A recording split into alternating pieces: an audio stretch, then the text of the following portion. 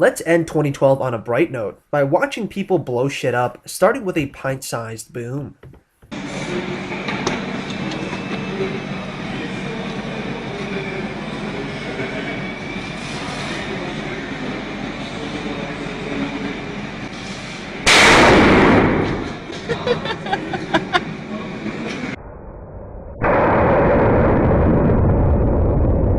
Moving up the explosive chain, I guess these guys didn't get what they wanted for Christmas.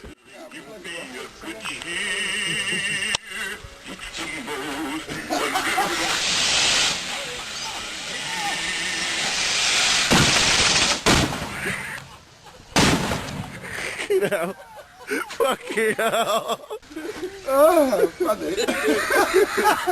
Let's continue with the casual detonation of 100 tons of explosives.